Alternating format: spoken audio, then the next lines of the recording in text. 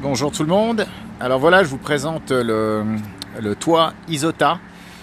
Donc si vous cherchez à installer un toit sur votre scooter, je ne sais pas si il y en a différentes marques, mais en tout cas il existe pour les scooters Quadro.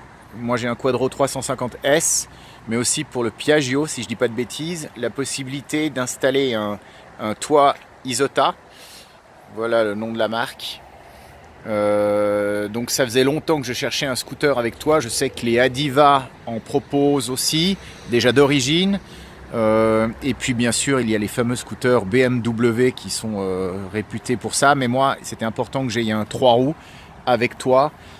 J'apprécie le Quadro pour sa conduite un peu sportive et puis sa place dans le coffre, beaucoup de place pour ranger les affaires.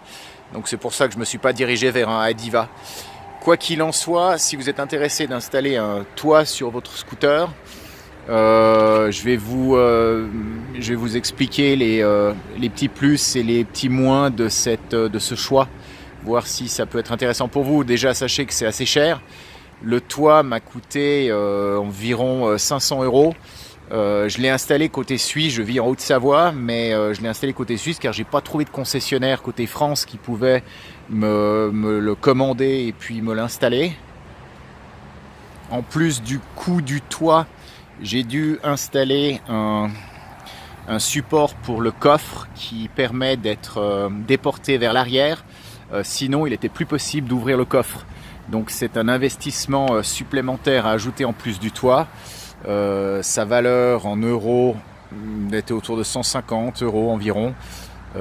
C'est approximatif parce que de nouveau ça a été installé en Suisse. Dans la facture m'a été inclus les frais d'installation, la main d'œuvre plus le support coffre plus le toit.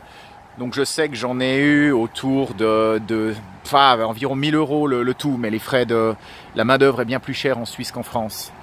Alors par rapport à la stabilité, c'est vrai que quand j'ai récupéré le scooter avec le toit, on sent qu'il y a quelque chose de nouveau quand on braque sur les côtés.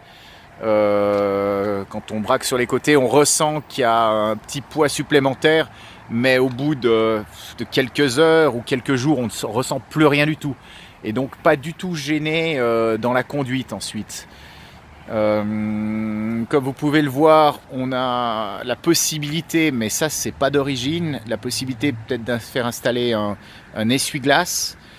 L'essuie-glace, en fait, la première fois qu'il a plu, je l'ai utilisé. Ça n'essuyait que les parties extrémités de l'essuie-glace, basse et haute, mais pas la partie centrale, c'est nul. Donc j'ai expliqué ce petit défaut. Ils auraient pu me corriger le tir, mais je n'ai rien fait parce qu'en fait, ces toits, Isota en tout cas, ont l'air d'avoir un défaut qu'il n'y a peut-être pas sur les scooters Adiva et sur les scooters BMW, en parlant du pare-brise. Quand l'essuie-glace passe, ça crée des micro-rayures. Je ne sais pas si on les voit. Non, on les voit pas comme ça, mais si tout d'un coup j'avais du soleil qui m'arrivait sur le pare-brise, on pourrait voir les micro-rayures et voilà, j'étais frustré dès le premier jour, j'avais déjà des rayures sur le pare-brise. À savoir que j'utilise aussi pour essuyer le pare-brise une serviette, comment on appelle ça, j'ai oublié le nom, ça va me revenir. Microfibre, voilà, de la microfibre, donc c'est ultra doux. Et même ça a provoqué des rayures sur le pare-brise. Donc je pense que c'est quand même un certain défaut pour cette marque Isota. C'est très facile d'avoir des micro-rayures. En gros, il faudrait limite ne jamais toucher le pare-brise, le laisser sale et vous n'aurez pas de micro-rayures. Mais si vous l'essuyez, moi je le nettoie tous les jours avec la microfibre, eh ben, vous risquez d'avoir ce problème ensuite. Que dire d'autre ensuite sur ce toit Isota? Donc c'est vrai qu'en période de pluie c'était génial, l'eau me tombe sur les bras parce que la largeur du toit, vous voyez, c'est pas très très large, mais par contre vraiment la partie centrale on est bien protégé, le haut aussi, c'est vraiment plaisant quand il pleut. Ensuite j'ai senti que le véhicule n'a plus sa toute puissance de pointe, je peux aller à 120 j'ai l'impression que maintenant, si je vais à 110, c'est le maximum. Donc j'ai l'impression d'être ralenti un peu par le toit, j'imagine. Voilà ce qu'il en est à ce niveau-là. Donc bien prendre en considération que c'est un sacré coût supplémentaire, mais c'est vrai que c'est super pour vous protéger du froid. Maintenant je mets même plus la visière devant les yeux, la visière du casque, parce que j'ai le toit qui me protège, le pare-brise qui me protège complètement du froid. Donc c'est beaucoup plus agréable. Pour les mains, vous voyez, j'ai quand même les manchons, parce que ça protège pas par contre vraiment du froid au niveau des mains. La largeur du toit n'est pas optimal pour les mains, même s'il y a quand même une bonne protection supplémentaire. Pour en revenir à l'essuie-glace, j'ai trouvé une petite astuce pour pouvoir l'utiliser tout de même.